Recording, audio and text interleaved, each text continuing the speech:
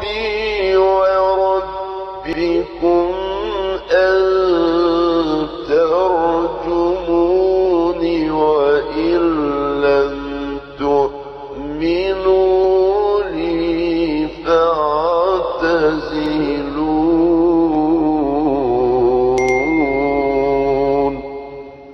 صدق الله العلي العظيم.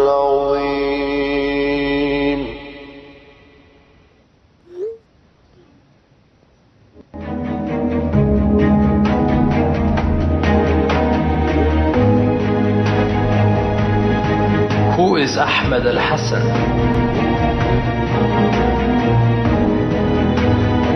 What are his proofs to be the savior of mankind? When did the call of Ahmed Al-Hasan begin? What is he calling us towards? And what is the goal of Ahmed Al-Hasan?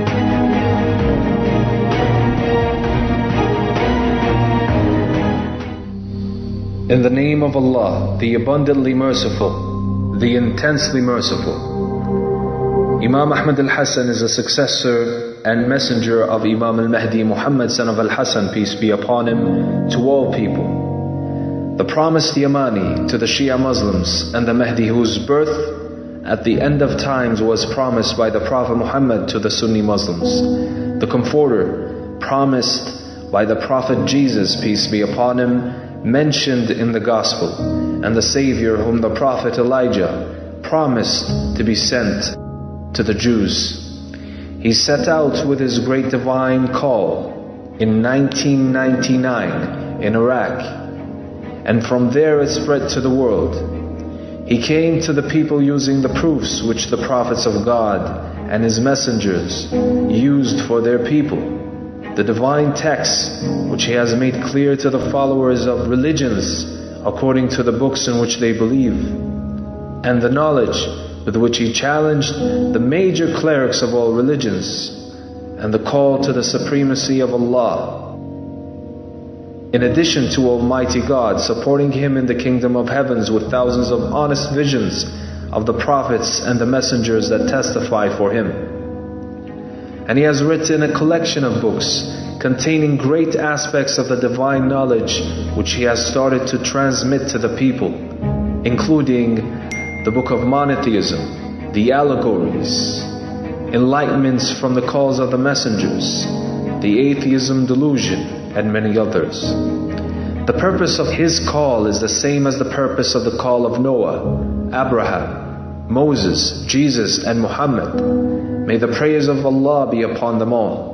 The purpose of the prophets and the messengers is for monotheism to spread on every spot of this earth, and it is his purpose, as is the clarification of the Torah, the Gospel, the Quran, and that upon which was disagreed, and for the earth to be filled with justice and fairness, just as it has been filled with tyranny and oppression, for the hungry to be fed and for the poor to not remain without shelter, for the orphans to find joy after their prolonged sadness, for the widows to find what fulfills their financial need with dignity and integrity, and for the most important matter in the jurisprudence to be applied, justice, mercy, and honesty. To know more details about Ahmed Al-Hasan, follow us on the Savior channel.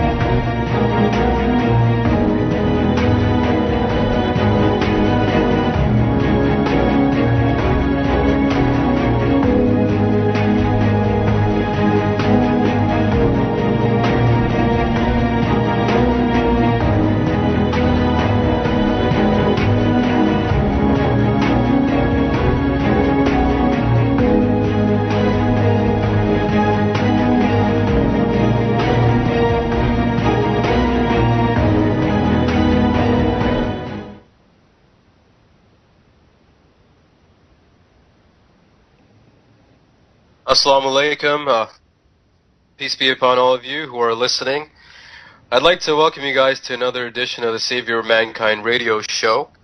Our usual host, Brother Rabbani, is not on the show today, so I am tasked with filling his shoes, and I hope I can do it some justice.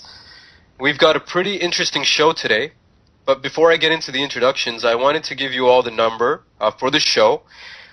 It is 248-557-3300. I'll repeat that. It's 248-557-3300. Please give us a call if you guys have any questions or if you just want to say hello. To get started, I'd like to introduce Brother Kamel, joining us all the way from Australia. How's it going, Brother Kamel? Good. Thank you very much, Mr. Waj. And we also have a very, very interesting guest on the show today. I'm very excited and happy to have a person that is joining us from the medical profession. We have Dr. Darren Smith, all the way from Iowa. How are you, Doctor? Fine, thank you, Wash. All right. Well, to get things, to kick things off, I guess we all want to know who is Dr. Darren. Dr. Darren, if you could please tell us a bit about yourself, what it is you do, and briefly comment on how you arrived to learn about Ahmed Al-Hasan. I was born in the United States, and my parents are Christian. I was raised in the Lutheran church, and we attended church every Sunday. They had a catechism and a confirmation in which they teach the basic beliefs of the church, and I was confirmed in the Lutheran church. And I went to college and got a degree in chemistry. And I think I was never really religious. In fact, I was more skeptical about what I was being told, although it seemed like there was something there that was true, but it was mixed with so much I couldn't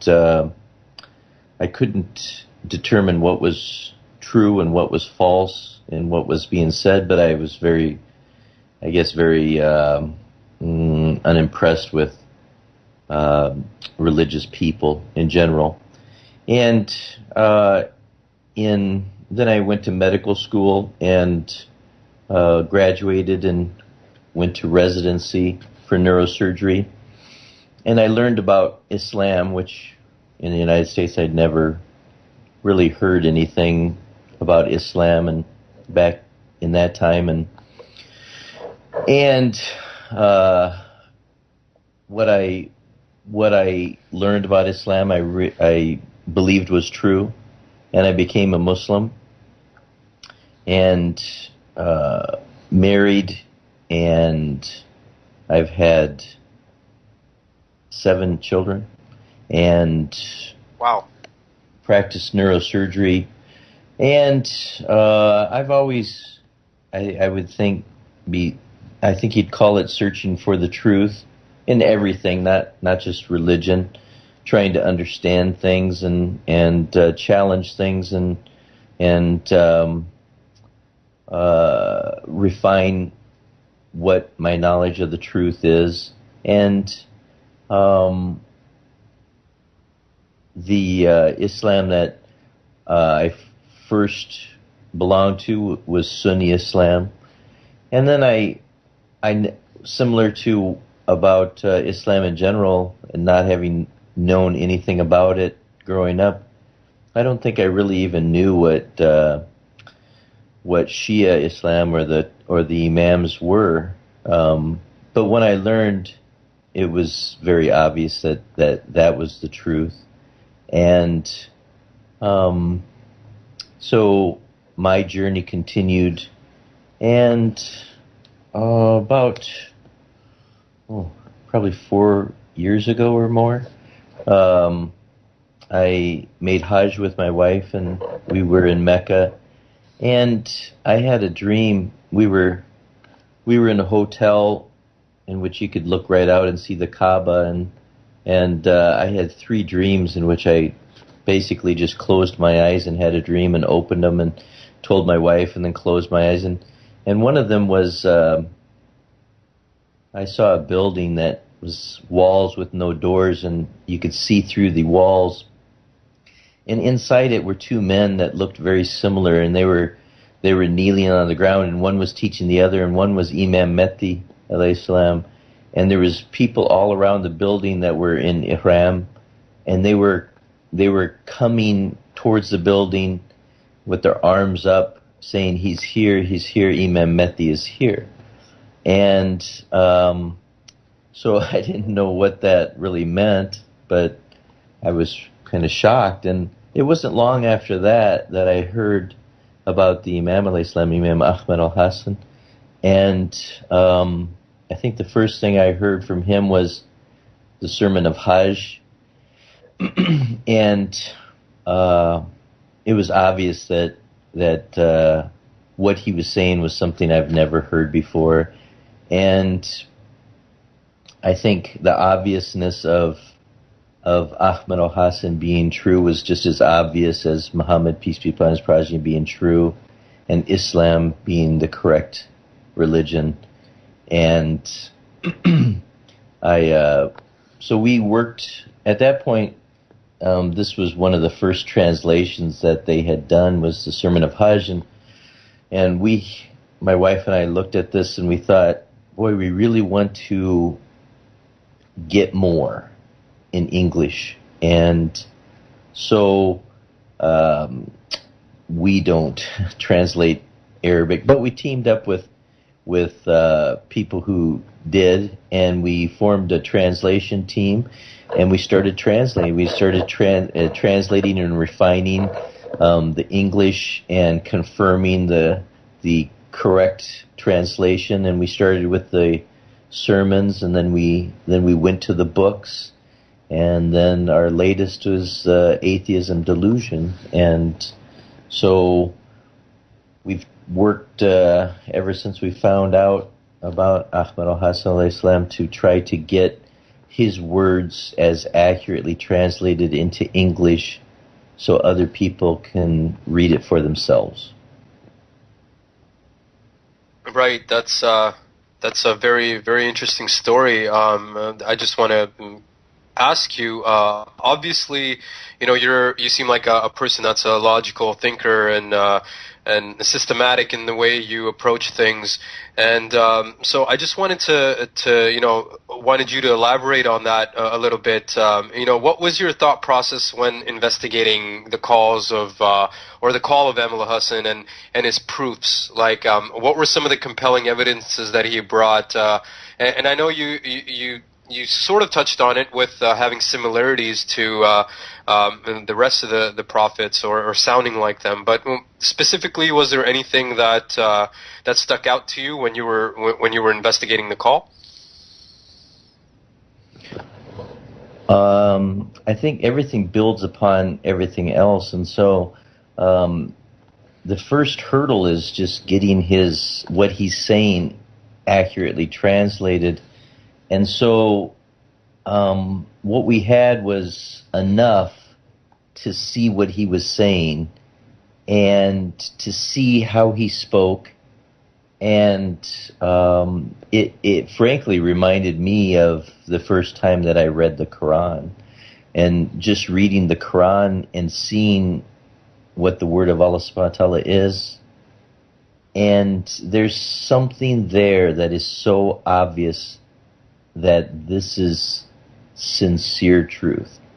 Now, that's a personal type of thing. It's not something that, you can tell people, this is how I see it, and so you should see it the same way.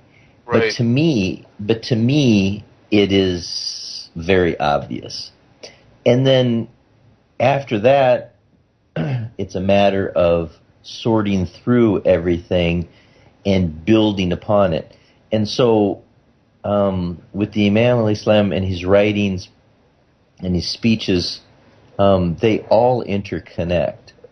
And it's like the totality of the Quran, where you can't take one part separately, or if you do, you might misunderstand without referring to the rest. It's very similar with Ahmed Al-Hasan alayhi salam. And so he explains many different topics. we started with one of the first books that we did was The Sealing Prophethood. And each one of these books and sermons, he touches upon things and explains things in a way that's not like he's telling you, here's how it is, believe me. He lays out the evidence and he shows why it is that he believes it to be true. Not somebody that's saying, here it is what you should believe and I'm not going to back it up with any evidence. And so every person has the opportunity, looking at what he's presented, he's done all of the work. You just have to look at it yourself and see. And you can judge it and you can compare it to other things. I've read many, many different religious people's writings and heard them speak. And I'm, like you said, a scientist. I was a mathematician, a chemist, and a physician and surgeon. And so I look at everything from the standpoint of what is the weight of evidence behind this? Is this just something I think, or is it something that has evidence? Is it possible to interpret it multiple different ways? And so when you look at what he presents things that I've never heard. Nobody's ever heard what he's said in his books. There's many, many, many examples. In the Atheism Delusion, for example, and he presented this on his Facebook post before we even had it translated, but he asked many questions for people to consider before we even had it translated. And one of the questions was about Adam, alayhi salam, and where was Adam, when was Adam, and these types of questions. In the book, he also has a very short section, but it's so dense that you could sit there and look at this for hours on end, just on Jesus, alayhi salam, and how it is. And this is another scientific question that any scientific person that has enough medical background could look at it and say, how is it that a woman can have a child that's a male? Because a woman, in general, has two X chromosomes, and a male has an X and a Y chromosome. And so how is it that that could happen scientifically? And he explains it in a matter of a few paragraphs, scientifically, not religiously. And so he also includes what other religious people say. And in the book, he has what atheist scientists say, what non-atheist scientists say, what religious non-scientists say, and you can compare it for yourself. And it's very obvious that most religious people aren't scientists, and most scientists aren't religious. And so right. He's very unique in the ability to present both aspects of this in a way that's 100% consistent, which nobody else can do. That's very interesting stuff that you're mentioning here, Dr. Smith. I just wanted to pause briefly and establish the number that the callers can call in at, and we'll continue that thought. I actually have a question on what you just said. But before I get into that, the number again is 248-557-3300. That's 248-557-3300. And so please feel free to call us if you guys have any questions. And I actually have a question based on what you were just saying. So, Dr. Smith, traditionally, when you're looking at religion, it tends to separate itself from scientific data, or at least that's how the religious bodies have kind of approached the subject matter in the stories or the texts that, whether it's the Quran, the Bible, or the Torah. They've kind of not been able to pinpoint scientific explanations. Simply, like you said, they're not scientists, so they don't understand that. So there's a lot of things in all religions that kind of sound like fairy tales, and they seem kind of hard to grasp if you don't look at it from the lens of science. So, you know, if you could comment on that a little bit as to how Ahmed Al-Hasan in the book, The Atheism Delusion, is tackling that and kind of bridging the gap between science and religion. Right. I think he covers. I mean, it's a huge book. The book's like 600 pages, but it's interesting that he shows that the religious people, they some of them say exactly what you said, that science is one thing, religion's another, and you shouldn't mix them, basically. Right. Or that they're not, or that like religion isn't meant to be judged scientifically. It's like keep them separate and everything's fine. He also he also shows how religious people oftentimes, and he gives direct quotes in the book, many of them, of religious people who try to talk about scientific topics. And what's so shameful about it is that it's not shameful that they don't know what they're talking about. But what's so shameful is that they take it upon themselves to try to talk about scientific topics at times, and they put no effort into understanding what they're talking about. So they completely misrepresent what scientists have explained. And they don't even have the shame of acknowledging that they don't know what they're talking about, and they shouldn't be trying to explain something to people that they don't know what they're talking about. And the only people that they can really be approaching are people who are ignorant of the topic.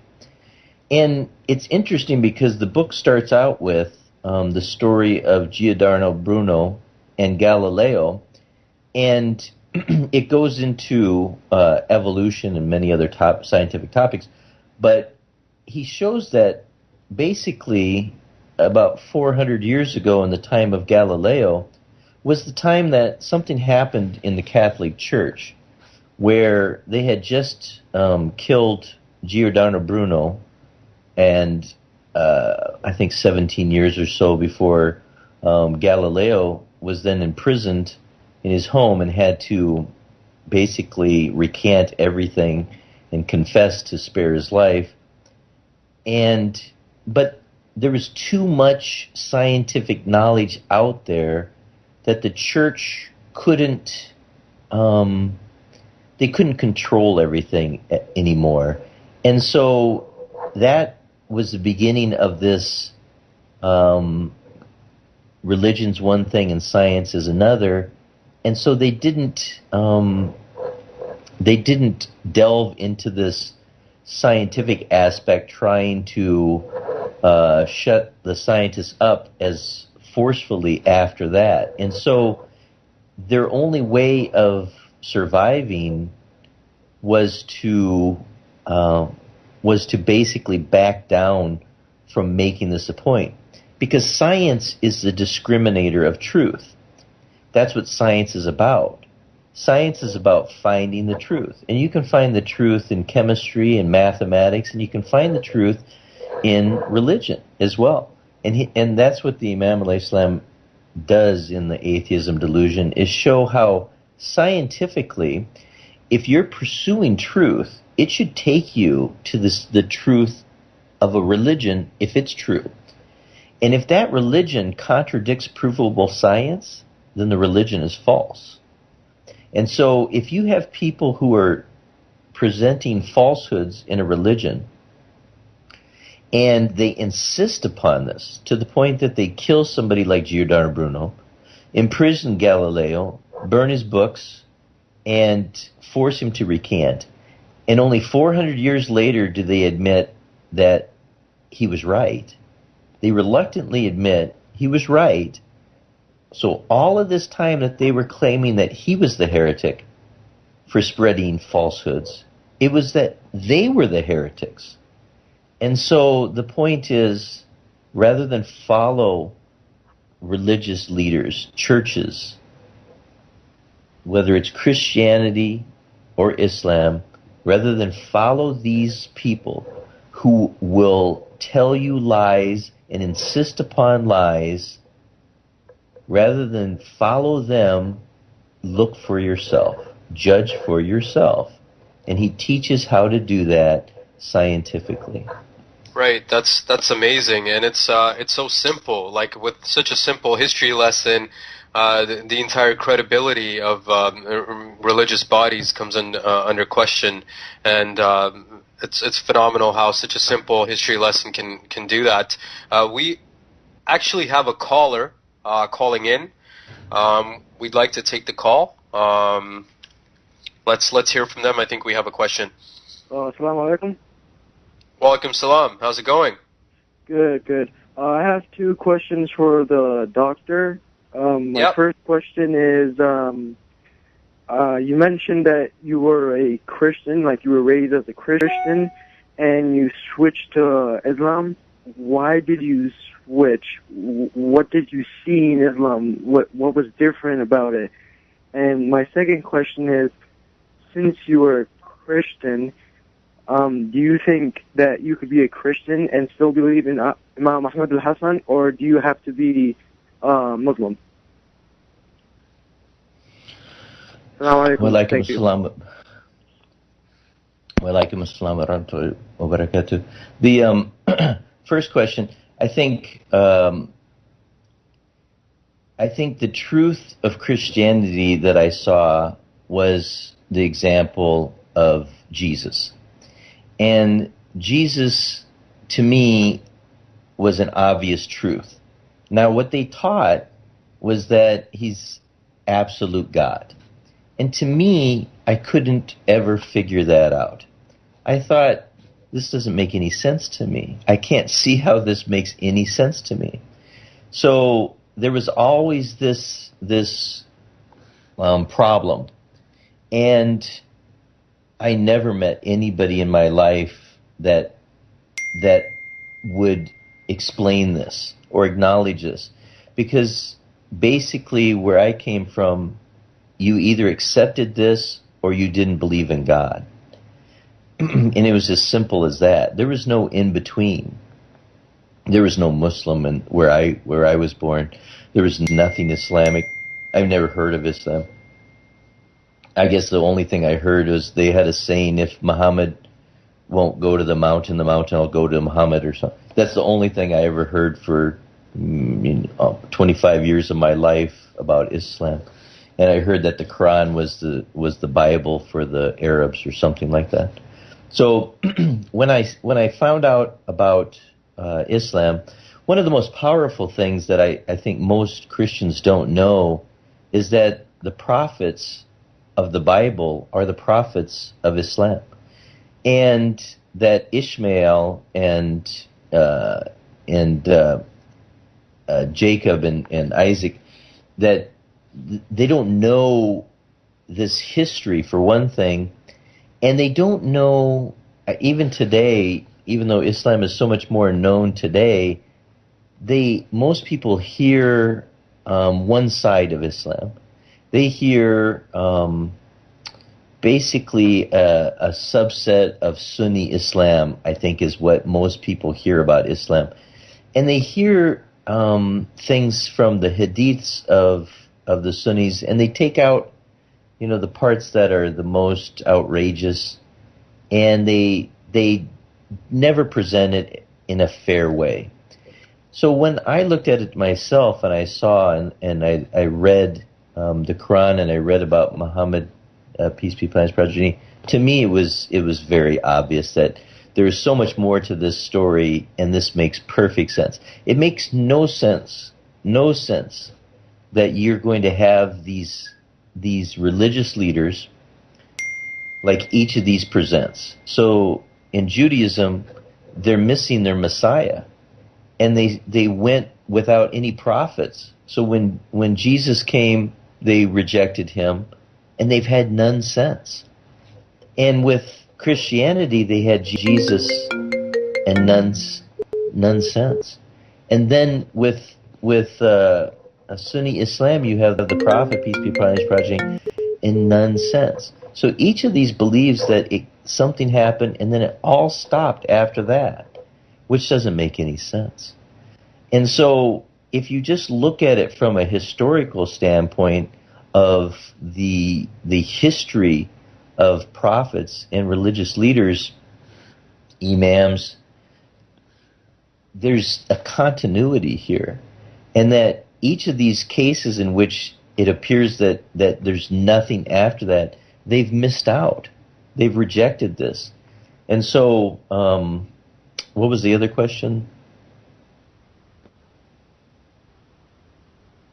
The other question was, do you have to be a Muslim in order to believe in the call of Ahmed Al-Hasan, or can you remain a Christian and still believe in the call?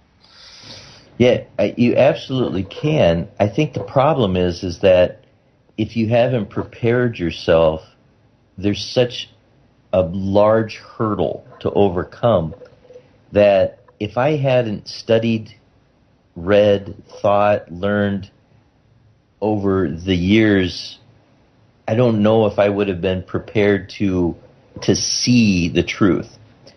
And that's the hard part, because I think Christians, Islam and Islamic concepts and history and the Quran, they're all very foreign to Christians. And the Quran is a very big problem because there is no good English translation. Each of these translations they have problems, some really big problems and some smaller problems, but it's not a book that you can just pick up and read in general and make sense of it.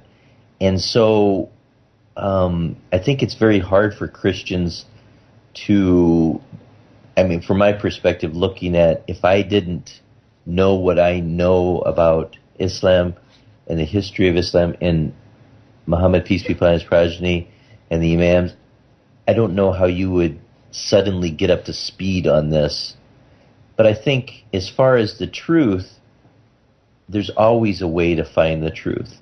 And it always has to be the goal, to find the truth about everything. And I think that finding the truth of Ahmed Al-Hasan al-Islam is no different than finding the truth of Islam. It's no different than finding the truth of Jesus. It's no different than any other truth. And so if you can find the truth in one thing, you can find the truth in everything. So it's possible. I think it's just a bit harder. Right.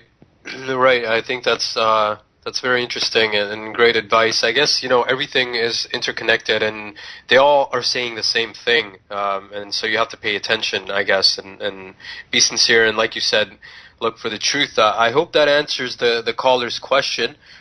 We've also got another caller on hold, so we'll take that call now. Hello? Hello. Hi. How's it going? Good.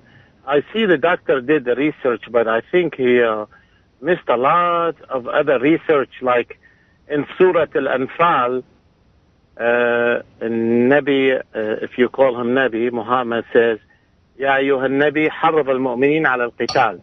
Dear Prophet, encourage the believers to kill. Jesus called up on forgiveness when he said, you heard about ayn bil-ayn with sin bil-sin, but I tell you, do not fight your enemy who gave you his left cheek, give him his right cheek. Muhammad called up on revenge. He said, whoever messes with you, or man اعتدى عليكم فاعتدوا عليه بمثل وأكثر. This is in Surah Al-Baqarah. Jesus says, whoever between you guys with a sin, let's forgive him. I don't know where this doctor found the truth when Muhammad says, I am a sinner. And if God does not forgive me, I will not enter his Jannah. He said, I cannot prove to you that I am sent by God or anything like that. No one saw the Quran goes down on Muhammad but him. then it goes also all the human are been You can cut him off. Why? Why shut me off?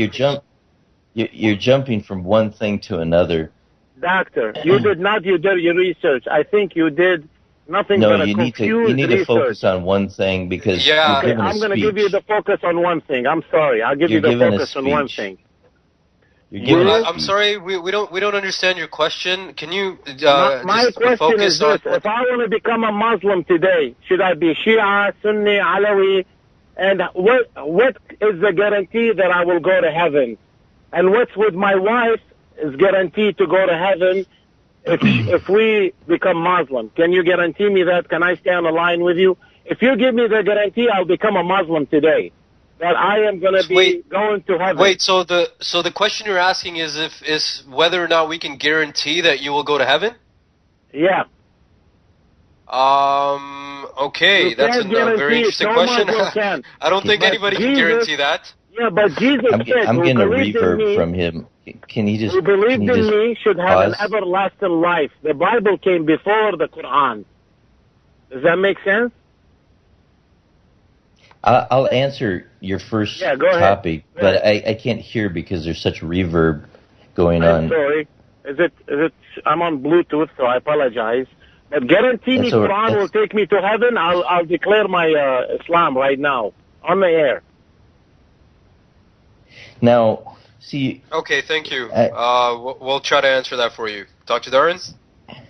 You know, I would encourage everybody to read the books of Ahmed Al-Hasan that are available. We have them available in the book section of SaviorOfMankind.com. Don't matter. I didn't ask that. Guarantee me that I'm going to heaven. I'll become a Muslim right now. And so one of the most common things that people do is they take a verse from the Quran and they say, see, it says this. And brother, guarantee me I become a Muslim right now. Guarantee me heaven. Guarantee me Jannah right now. I'll become a Muslim. I want to be a Muslim. Guarantee me Jannah right now. I think you have to mute him or something. I can't talk. I think... to the caller, please, we understand your question, and you have to let him try to answer it. And if you could listen to the show on the radio, that would be great. It'll just make easier communication for us. He can't. Let me just say this. He will never guarantee. No Muslim can guarantee heaven. No Muslim can guarantee heaven. No Christian can guarantee heaven. Yes, and any Christian who guarantees you heaven is a liar. This is the point. No human being can guarantee you something that only God can guarantee you. And God is the judge.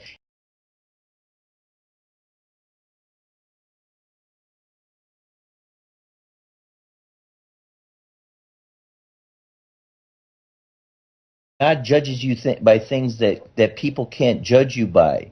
You can't be... In Islam, there's two words. There's Muslim and there's Mu'min. And you're either... just because you're a Muslim doesn't mean that you're a mu'min. And so what counts is whether you're a believer. And so you're asking for something, you're asking for people to give you a recipe for heaven. And there is no recipe for heaven other than sincerity. And so what is the guarantee for heaven? Let me give you the guarantee for heaven. If you can remove all arrogance, you can enter heaven. So can you do that? I can't judge that on you, but you can do it because every human being is created with the ability to do this because God is fair. God is fair and does not favor anyone, and each of us is given the same chance. We all started this race at the same point, and the first one to complete this race and to win it was Muhammad, peace be upon his progeny.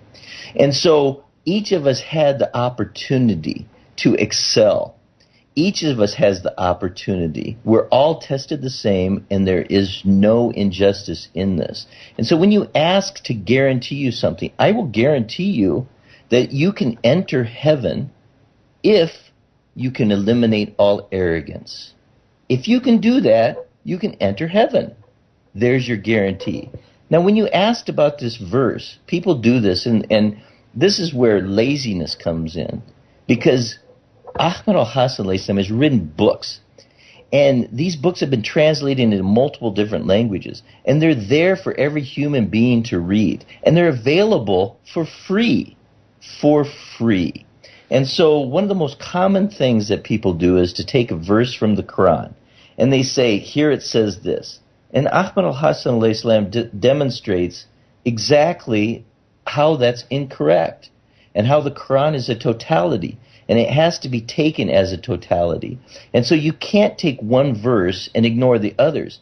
And so when you take a verse regarding killing, you have to, every verse regarding killing has to be interpreted based on one verse, which is 2:190, which says, fight in the way of God, those who fight you, but do not transgress. Indeed, God does not like transgressors. And so there's a clear verse that says that you're allowed to fight in self-defense. And so every other verse in fighting has to be interpreted on the basis of self-defense, that you are the one being attacked, and every human being has the right to self-defense. And so the people that take these other verses about fighting, like kill them wherever you find them, or anything else, are misusing the Quran. They're lying about what the Quran says, because it does not give people the right to do anything other than self-defense.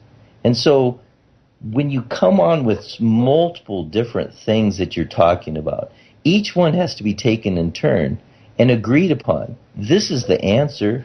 It's page 35 from the book, The 13th Disciple, available for free on SaviorOfMankind.com. It also covers the verses from the Quran that confirm that the Quran cannot be taken in parts. It must be taken in total. And the Imam alayhi salam explains that to take one part of the Quran and ignore the rest is like to say that there is no God and leave it right there, rather than say there is no God but Allah. You can't take it in part and expect to understand what it says. But people have an agenda. People have already made up their minds without reviewing the evidence. And people have had things explained by people who don't know what they're talking about for a long time. And so there's a lot of reading material that's been carefully explained by Ahmed Al-Hasan. I would encourage everybody who thinks that they know what Islam is, who thinks that they know what Christianity is, to read his books that are available for free, translated into English, available on SaviorOfMankind.com. Because you'll see things that you've never seen before. You'll see an explanation using the Bible, using the Gospel of Judas to explain what happened on the cross. This verse from the Quran that's been there that people have not understood. The promise of who would come to explain this. All of these topics are available, and they're there for everybody to read. Misunderstanding upon misunderstanding. What is monotheism? One topic after another that anybody can read if they want to know the truth. Amazing. I think that pretty much sums up that question. But I think we have the gentleman calling again. I feel like he has another question that branched out, possibly. So I guess let's hear from him. Hello? Yeah, hello. How are you again? I'm sorry that my phone was not acting right. I just want to ask a question. Yani, it's a question that maybe will benefit you. What did Muhammad do that we can benefit from? What is it that what is the benefit from Islam? What I see on TV, what I know about Islam, I study Islam. I wish you can call me on my personal phone after you finish with your show, and we can talk, and I'll tell you that there is no gain in what you did. I don't even think you were a Christian in the beginning. I think that are you accusing me of lying? We all lie. Are you honestly doing that? Even Muhammad lied. Habibi, even Muhammad. Wow. That's amazing. Yeah. I guess we're all entitled to our opinion, I guess. But yeah, I think we I think he's not there anymore, but I think his question was pretty clear. What has Muhammad done that will benefit the people, I think was the question. Wow, what has he done that benefit the people? He took a world that was lost. He took a world that had Christianity that had devolved into complete corruption in the Vatican and the Catholic Church, and he took a world of idol worshippers in Mecca, and he took a world of Jews in Medina that were awaiting their Messiah, and he delivered the truth to these people in the most desolate place. He conveyed the perfect book of the Quran, and he established the perfect religion of Islam, and he established the order in his will, establishing the 12 imams and the first Mahdi. He saved the world.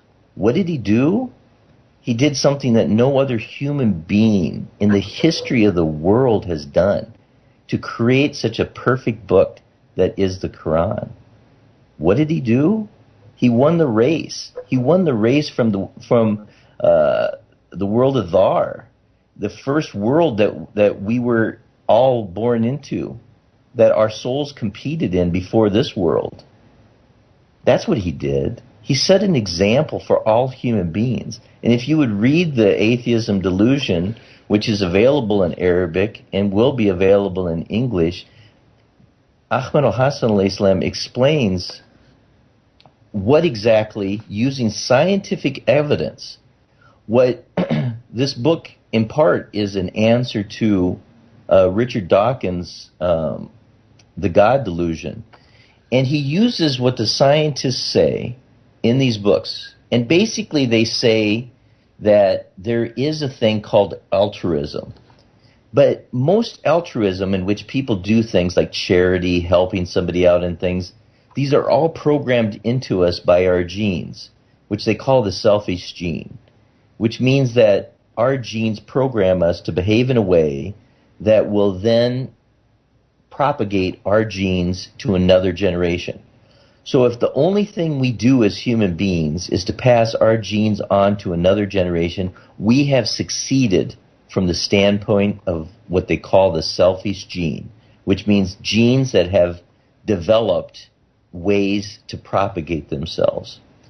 And so what distinguishes true altruism from false altruism is behaviors that don't benefit us in any way, and in fact harm us or harm our offspring or our chances of passing on our genes. These are things that you'll never hear another religious leader speak about. Never. Right. You'll never hear a Christian, a Muslim, or a Jew say this, ever.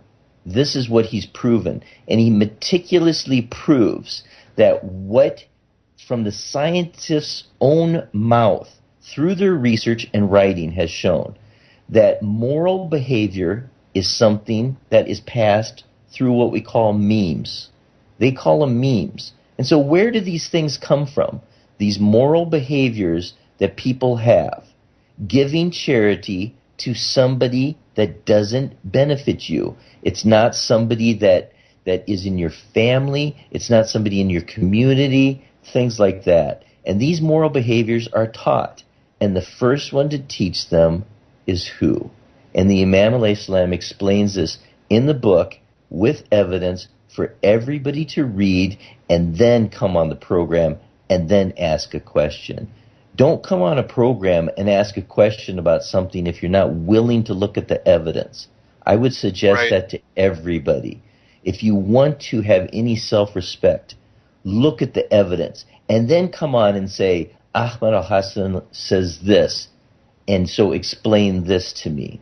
But if you haven't even read something that he's the only person that's ever written this, ever said this, ever taught this, if you're unwilling to look at it, you're not doing justice to yourself at all. Right, and it comes into, that ties into what you were mentioning earlier about arrogance and how we have to, destroy that before we can start learning things. And if we say it, or if we think that, I already know everything, then why are you even coming on the show, and why are we even having any of these conversations? So, very right. Correct. And moving on, it's also a Christian concept, is that pride, that the first sin is pride. And so there's ties between Christianity and what the Imam al-Islam has taught that are very deep, that people can see.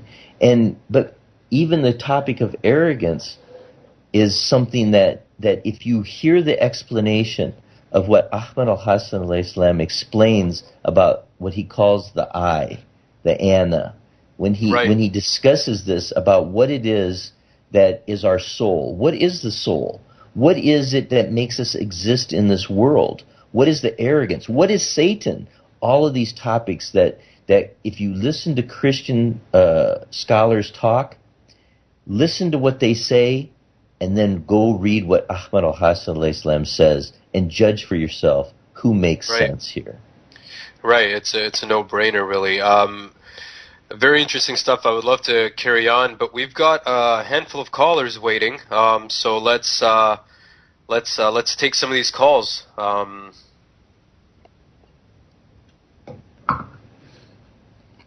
Hello? Hello? Hi. Can you hear me? Hello? Hello? Yes, hi, this is Kevin. Can you hear me? Hi, Kevin. Yes, can I ask a question? Yes, go for it. Okay, I just have a question for Dr. Smith. I was just listening, and it's a fantastic show, and I think we're learning a lot. I just wanted to give just a chance here to mention if there's anything from the atheism delusion that Dr. Smith can mention about in his position, his background, and his knowledge of the book and everything that maybe especially atheists would be wondering about that. I think it's hard for them to imagine this when we hear about the book and make a lot of claims about the book, and it's hard for them to imagine how unique this book is and unprecedented it is. Is there something relating to the construction of the universe, the origin of the universe, and also relating to evolution and the evolution of human beings that is in the book that we can hear about that maybe atheists haven't heard before? The discussion between science and atheism, and science and religion, has had a lot of arrogance and ignorance on each side that's kind of prevented us from getting very far to learn the truth. And is there anything he can say about that would be valuable to us? Yeah, it's awesome. It's very actually, Dr. Smith, before you answer that question, we're going to take another caller as well, and then we'll answer them chronologically. Okay. Yes, hello. Can we take the next call, please? Yeah, assalamu alaikum. I'm sorry, salam. my question is in 3 parts. It depends about the answer. I'm going to make all 3 of them quick. First of all, a person who, by the way, I don't expect you to know everything. There's no human being knows everything. First question is a person who loves God, who he believes in God, he is a Christian, and he thinks he's doing the right thing for God, helping human beings, helping all man creatures, all different religions. Would he go to heaven if he's a Christian? Or if he's a Jewish, or if he's a Buddha, he's not Muslim? Would he still can go to heaven? Just yes or no. Okay, is that, and then do you have any other questions? And then we'll answer them chronologically. If you can continue to listen to the show. Yeah, they all fall in the same category. And then if the answer, like, no, they have to be a Muslim, and then I will say, what about there's other countries, people, whatever, they have not heard about Muslim. They have their own closer culture, and they pray whoever they pray for. And they think they're doing the right thing. Are these people going to go to not going to go to heaven because they're not Muslim. And what about say first, second, third year after the Islam? It was a very close, small section in the earth. There's the whole world around them. They haven't heard about Muslim. These people going to go to heaven, let's say not going to go to heaven when they die, and not only, let's say, when the Muslim population were no more than 1,000. These are the three parts question. And thank Got you. it. I took a note of your question, and we're going to try to answer them. Thank you very much for calling. You're welcome.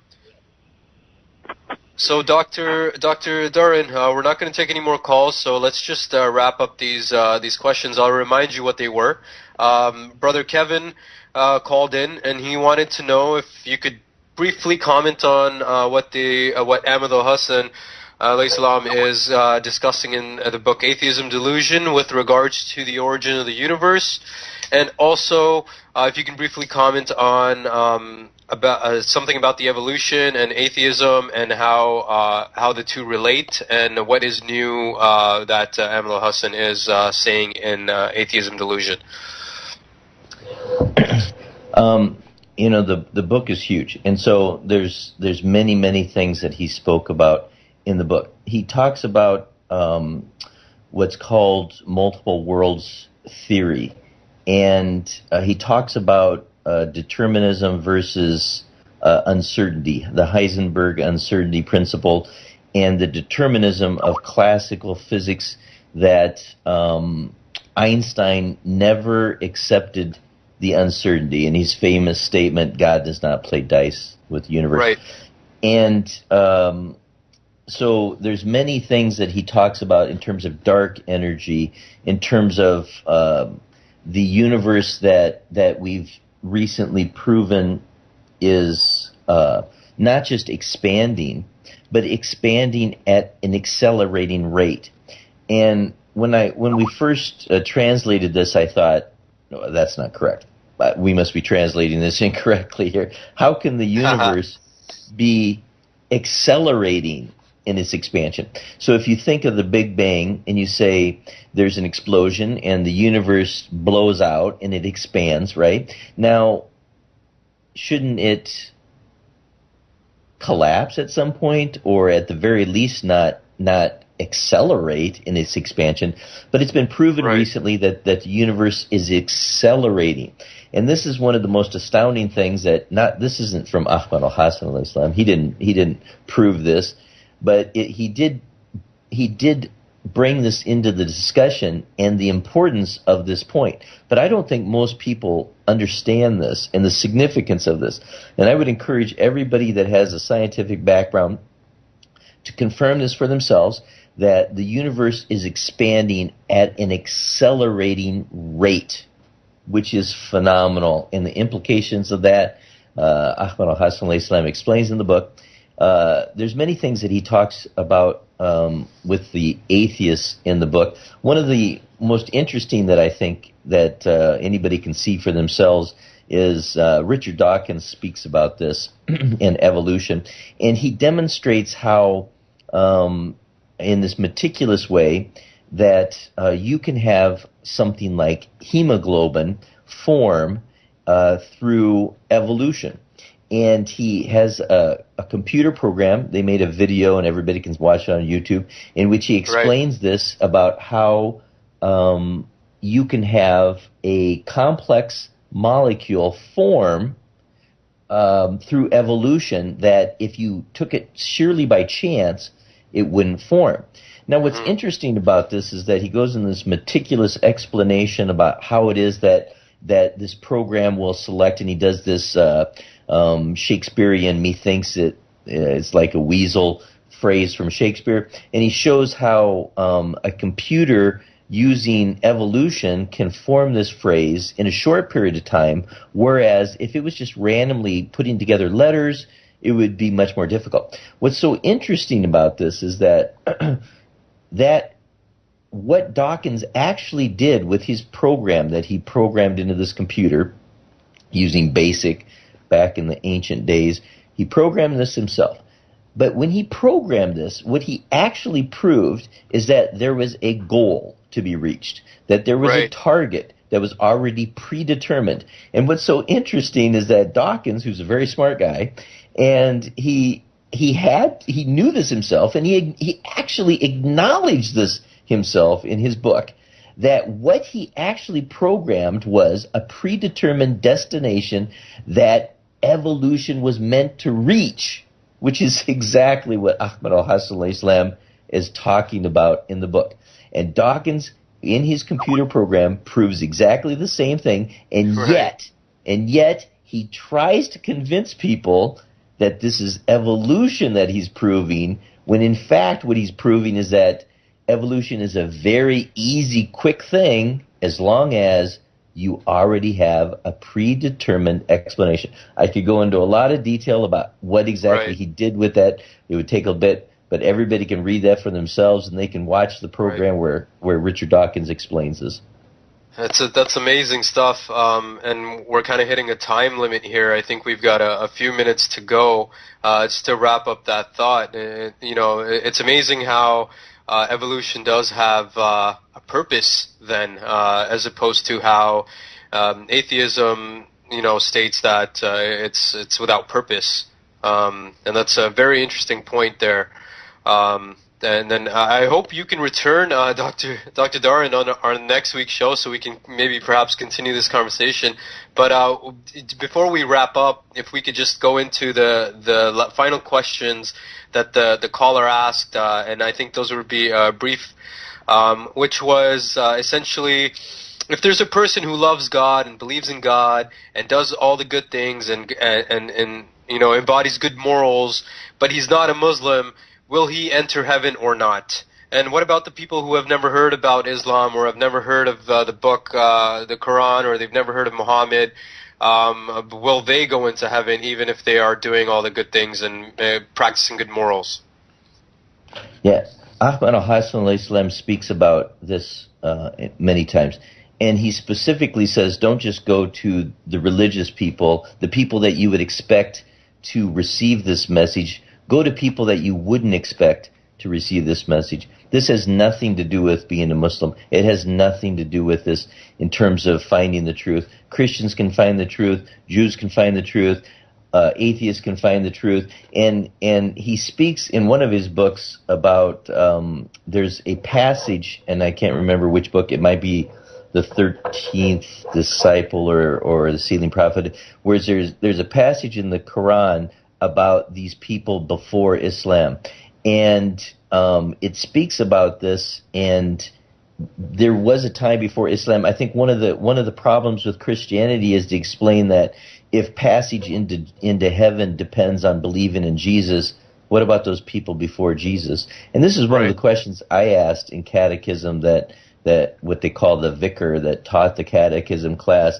I had an elaborate question when I was in this class about what happens with a baby born in a lifeboat, and because they were teaching that you had to be baptized, all of these things. These are not true. This isn't true. And they teach these things, but if you ask the questions, they start stumbling upon themselves. And finally, the truth is not dependent on being a Muslim, and getting into heaven isn't depending on being a Muslim. Allah subhanahu wa ta'ala says why he created mankind to worship him, and the Imam al-Islam explains that this means to know him.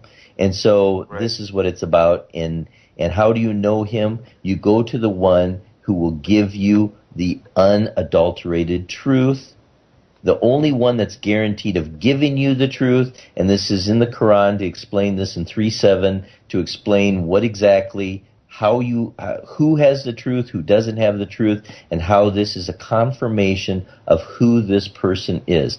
Ahmed Al-Hasan comes with the will.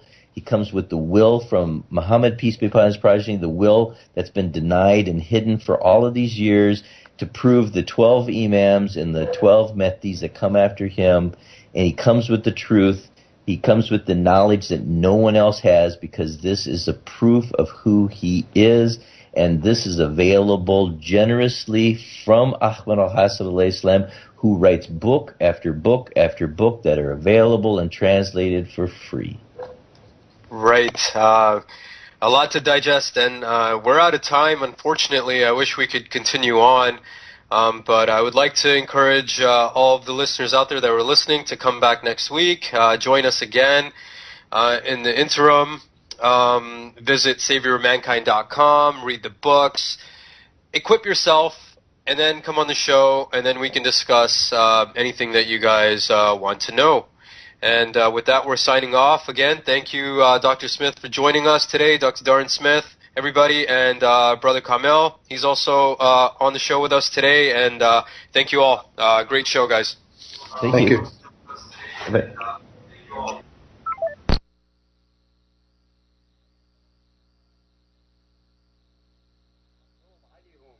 من الحكومة الموقرة الأمم المتحدة اللي عفوا الله لا الله لا الله لا الله